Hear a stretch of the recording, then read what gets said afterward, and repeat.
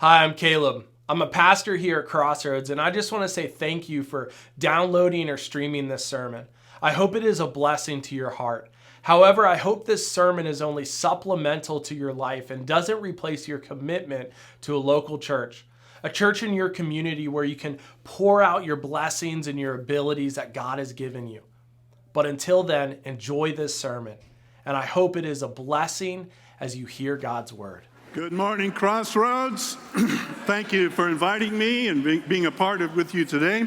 My name is John Russell, and for a few weeks I will be speaking with you. And they asked me to talk about transitions. I was minister of the Lakeside Christian Church in Fort Mitchell, Kentucky from 1970 to 2010, same church for 40 years, and they had enough of me, so we moved on. But I have since that time been a part of several number of churches like yours, going through a transition, change of ministers, change of staff and situations. So they asked me to come and spend a few weeks with you just to talk about transition in that regard. I hope that you'll allow me. It's kind of like we're on a blind date. You know, we've never met each other. You remember blind dates. Some of you may have even met. When you look like I did in high school, that's the only kind of date you'd ever get. And so I remember one time my good friend Chuck, who was extremely popular in school, came up to me and he said, "John, are you free this Saturday night?" Well, most of my Saturday nights were free. I said, "Yeah, why?" He said, my cousin Doris is coming in from Cleveland, and my mother said I can't go out with my girl unless I find a date for Doris so we can double date. So I'd like you to go." I said, "I don't know. Doris from Cleveland, I don't know if I want, don't know her anything about it." He said, "Come on now. She's a nice girl and she has a great personality." Now, you know what that means when they say that. I said, "I don't know." He said, Chuck said, "Come on, John, tell you what, let's do it this way." He said, "Come Saturday night, come down to my house 7 o'clock and knock on the door. I'll have Doris come to the door. If she's up to your standards or you think she's okay, then we'll go out. If she's not, all you have to do is grab your throat and go like you're having an asthma attack, and we'll just dismiss you." And I said, "Well, that's kind of," he said, "Come on, it works, I've done it." But so it came Saturday night. So I went up and knocked on the door, and Doris opened the door, and Chuck had not been honest with me. She was absolutely stunning. And I stood there speechless. She looked at me and she went, So, if you see one of the elders making that gesture, kind of give me a high sign, and we'll stop this real quickly. We'll do it as we can. One of the things I want you to understand is that in order for transition to happen within a church and a change of minister and everything else, is the congregation has to go through a transition too, and that's what I want to talk about. Do you know on an October day several years ago, 3 lives intersected you probably never would have thought intersected. There was an inventor, a preacher, and a soldier. The inventor was a man by the name of Stephen Jobs, who has over 300 patents. He was a brilliant thinker and an adventure capitalist, and Apple had its up and downs, but you'd have to really give him a lot of credit. The preacher was a man by the name of Fred Shuttlesworth, who for years had been preaching in Birmingham, Alabama during the civil rights disturbance, and then had moved to Cincinnati and was there, the preacher, for a number of years. Highly regarded, highly respected. A lot of people said that Shuttlesworth is even a better preacher and a better leader than Martin Luther King had been during that period. The third was a soldier by the name of Kathleen Brennan, who is a friend of mine. And she had gone through the service and then got out, got married, had 3 kids, but had stayed into the reserves and went back in after the kids got a little older. What would happen if these 3 lives intersected on one day in October several years ago? Well, they all passed away on the same day. Stephen Jobs at 56, Fred Shuttlesworth at 89, Kathleen Brennan of 44. Now, each of those lives had been different, but had been extremely important to some very, very precious people. Well, how do you measure the value of those lives? Do we say this one meant more than this one, or this was, because Stephen Jobs couldn't have done Fred Shuttlesworth. Fred Shuttlesworth couldn't have been the mother soldier. Each of them did their own thing. Their path took different direction, but they all ended at the same point. Each had their passions. Each had their values and their business. But the most important thing is each was precious to God, for each is precious in his sight. The passage I want you to look at today has a phrase, I think it gives you a church as an identity, but personally to you, because I want you to think of these on two fronts all the way through the sermon, to you personally and to Crossroads, your church. Here's the phrase that I want you to underscore in the passage I'm about to read to you. Let us run the race that's marked out for us. Now, there are certain things that all of us have to experience.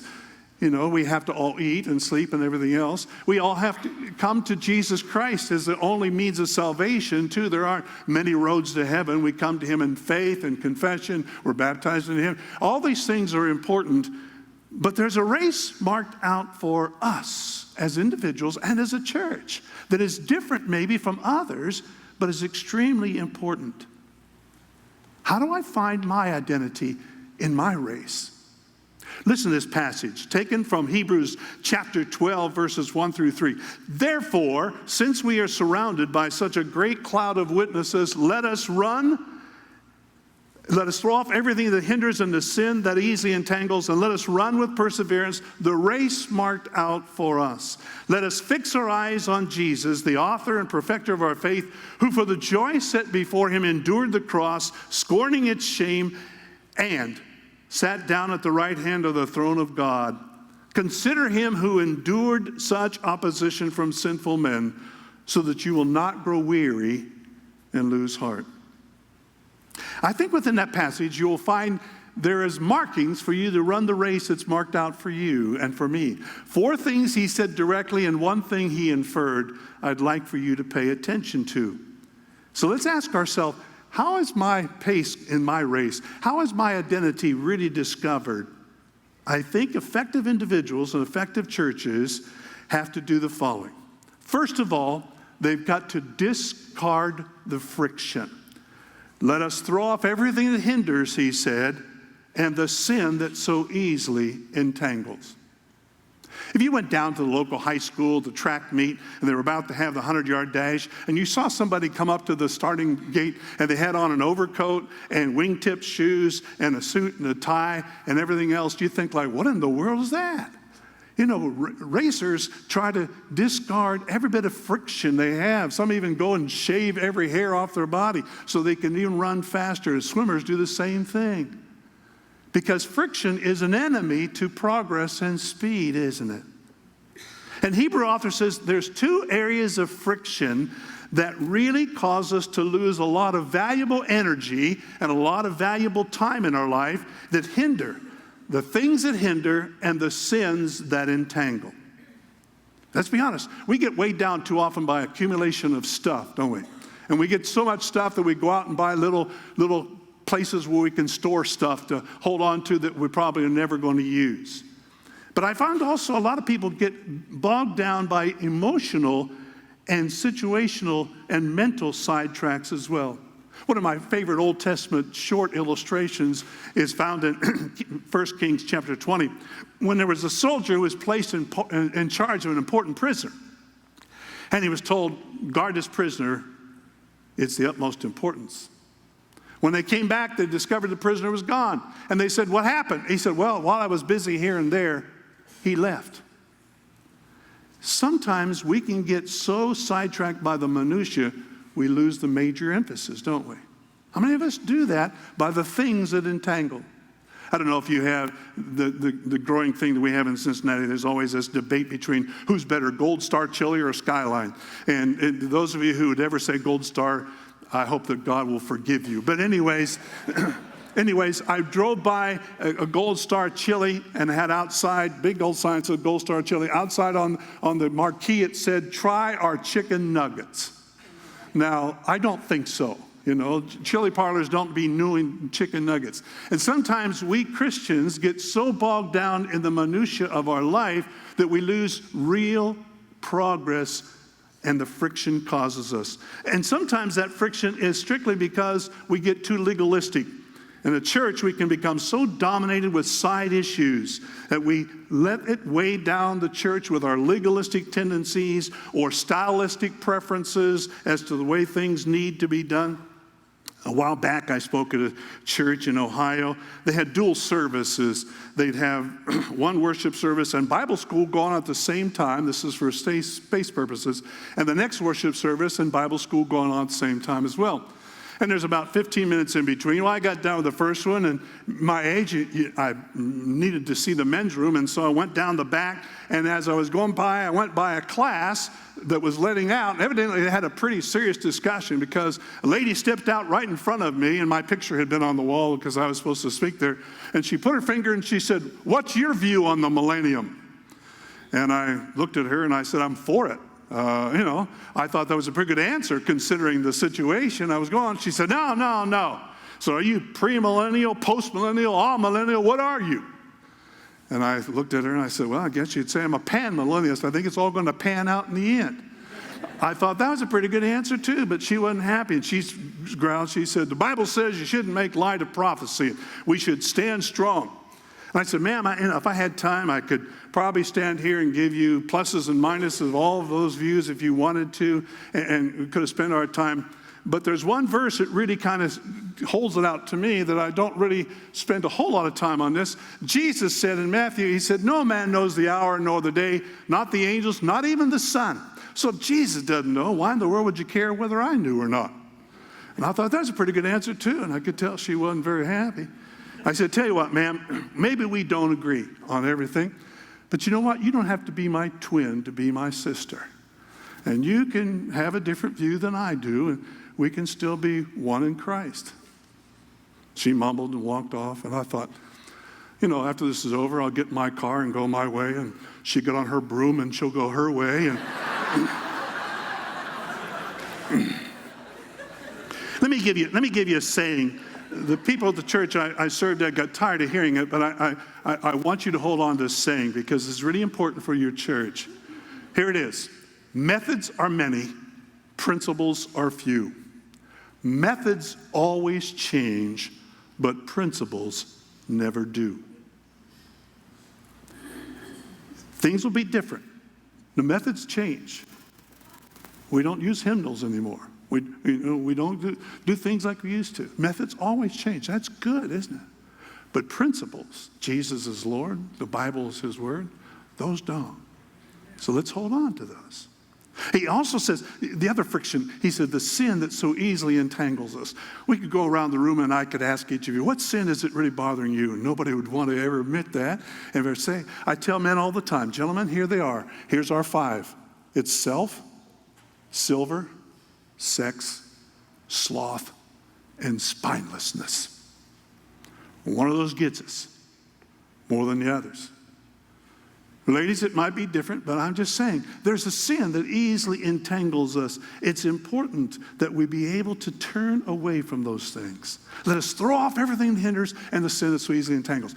Discard the friction. Number 2, drive with perseverance. He said, let us run with perseverance the race marked out. Now, there's a word that's lost favor in our culture, perseverance, because it smacks of 2 things that are not very popular, endurance and sweat, continuance and hard work. You see, I think it's because we have become a quitting culture too easily. People ask me all the time, in the 40 years that you've been a part of the church, in the same church, what do you feel about the differences? What positively and negatively do you feel? I said, well, a lot of things about the new generation come up I really feel positive about. They seem to not to be entangled with a lot of the things that we boomers did and everything else that bothered us, and I really appreciate that. But the one thing that really bothers me and really causes me more than anguish than anything else is a lack of loyalty and continuance in a lot of people. The first sign of difficulty, we walk, we bail. All right, marriage gets a little rough, we leave. All right, it's hard for us to be able to fill our mortgage payment. We just declare bankruptcy and we just move on from things. Sign a contract, you can break it and everything else. I served in one church. There had been a real tragedy happened in the church, a moral situation among the staff. I stepped in basically for several months. I would say, okay, it's going to be okay. I'm going to get you through this. We're going to find somebody and so on. There's some people who left the first week and said, I just hurt. And I thought, boy, when the church needed you the most, you walked out. Had a couple come up to me when I had announced I was going and they were bringing on. I gave the church a year in advance to know that I was going to be doing it. And they came up to me and they were all kind of weepy about the second of the last week. They said, Brother John, we've been with you for 25 years and we've decided that when you leave, we're going to. And I looked at them and I said, why don't you just put a knife in my heart now? That's the worst thing you could do. I know that things will always be, run when the race is not easy. You know what? Marriage is not always a honeymoon, is it? You don't get up every day excited about your job, do you? Or the church is not always exciting and thrilling as it is. Or it's not always like Christian service camp every week in youth group either, is it? If you're godly, you press on, even when it seems difficult. You fight through. It may not be glorious, but it's essential, isn't it? Later in that passage it says, the perseverance of Jesus, who for the joy set before him endured the cross. Do you think he wanted to do that? No. Gethsemane tells us, Lord, if there's some other way, let it happen. But he did it. Aren't you glad he did it for you and for me? Third, he says, discover a sharper focus. Let us fix our eyes on Jesus. Too many times we can lose our focus and our direction.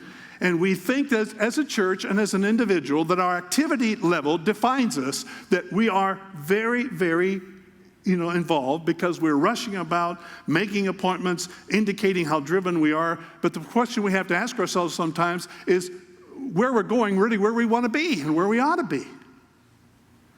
Too often I think we're existing instead of real living. And because of that, we end up giving ourselves over to the urgent rather than the important. You know the difference between the urgent and the important? The urgent always comes after you. The washer breaks down, this happens, that occurs. You need to handle that. But the important you have to go after. Spending time with your kids, being able to deepen your prayer life. Young preacher who replaced me, we spent several years trying to put together a neat mission statement. And it was really good, I thought. We came down to it. Mission statement was fantastic. He stepped on within the first 6 months. He said, here's our mission statement. We're going to love Jesus and we're going to love like Jesus. Pretty good, wasn't it? In fact, it was too good. The fact that he replaced all the things I did. But that's beside the point. But, we need to focus. It demands all kind of thing. I remember a 6-year-old leukemia patient taught me more than anybody else. Because I watched him go through and, that we hoped miraculously he would be healed, but he wasn't. But I observed his family and observed him through that trauma, and I learned a valuable lesson. Jimmy taught me to really get focused. I need to enjoy my blessings simply. I need to trust God completely. I need to love my family devotedly and to plan my future eternally. Your race has to have that focus. God didn't call you to be Saddleback Church or to be Lakeland Church in Houston or to be Southeast Church or to be Andy Stanley's church. Those things can help us, but you are unique and you are different and you need to find your identity that you find by keeping your focus on Jesus, not what everything else is going on around you. Then, and this is the inferred one I've included, develop deeper relationships. One of the most powerful things God gave us is relationships in this focused race. Relational encouragement, that we should bolster one another through companionship and fellowship so that we can really be strengthened and really be helped. Everybody talks greatly, and they should, about Martin Luther, the great reformer. But if you know history or you go back and look at history, do you know why Martin Luther was so good? It's because his former nun wife, Catherine, was so powerful in his life. Martin Luther had trouble with manic depressiveness, but Catherine would bring him out of it. And we are blessed because of what Martin Luther did, because Catherine did what she did and what she could, and that relationship strengthened. And maybe you and I need to be those type of people to be able to come alongside. In a church, not everybody is like us, and not everybody has the same taste as us. But it means one of the greatest things that can happen is we can get along with one another, even though we are so different. And we're going to deepen those relationships, even though sometimes they can be irritating or so difficult. Each of us has been in our past encouraged by somebody who came along and just basically encouraged us, like a cheerleader, being able to speak up and be for us. When I first tried out for the Lakeside Christian Church in 1970, I was 23 years of age. Coming to this church, I'd just been about a year and a half old. And I spoke trial sermon they had at that time. And then they had to wait, according to their bylaws, they had to wait 4 weeks before they voted. I guess that was so they would forget how bad I was. But anyways, they waited 4 weeks. I wasn't there and I wasn't present. But the man who was in charge got up and said, we recommend that we hire this young man. A lady in the back, they told me this later, saw that he is so young and so raw. Are you sure? And he looked at her and he said, for all of them, yes, he is. But he'll grow and we'll help him. And won't that be fun to watch? I am so indebted to that man and so trusting. You could be that type of person, to be that encouraging, to speak the word almost like a velvet grenade dropped at the right time, to be able to do the best for this church and for your life, for your family. I want you to be encouraging to one another. Lastly, and probably most important, he says, don't lose heart. Consider him who endured such opposition from sinful men, that you'll not grow weary and lose heart. You know what?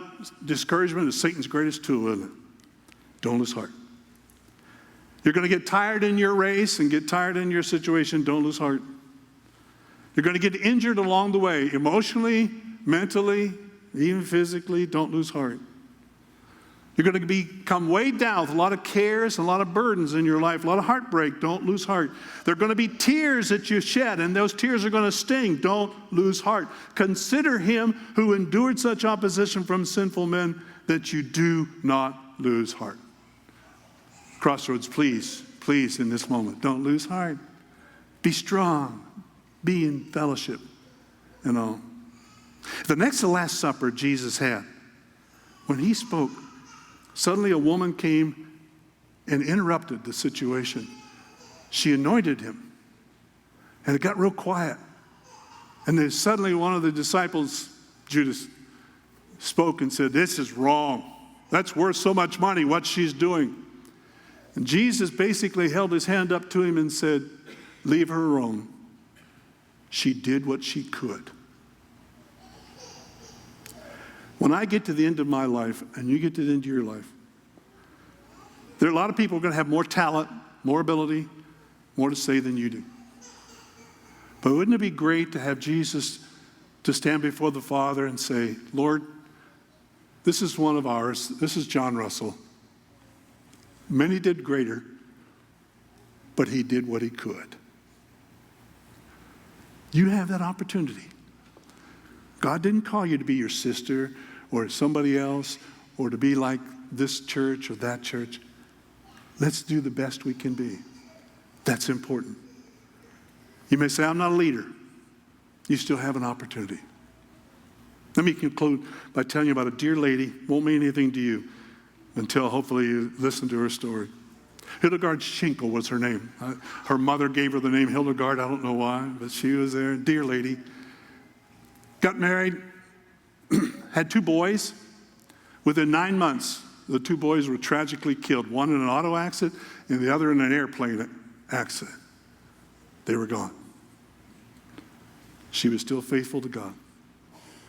She had severe cancer surgery on 3 occasions. Heart attack. Faithful. Her husband developed early Alzheimer's. She tended to him. Then he died.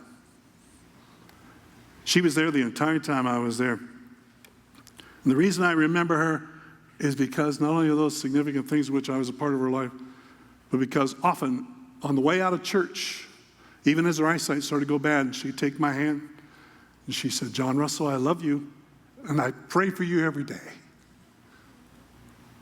How could you not do well with that? Oh, there's one more point to the story. Jamie Snyder replaced me, a young man. About 4 months after he'd gone there, he asked me to lunch to just talk about a few things. And so we talked. He said, John, I met the most amazing woman. She came out. She took my hand and she said, Jamie Snyder, I love you, and I pray for you every day. What a great transition that is, right? Now, she didn't love me less, but she loved her preacher and embraced him just as much as the one for 40 years had been hers, because he was hers. That's what I hope from you. Please bow with me for prayer.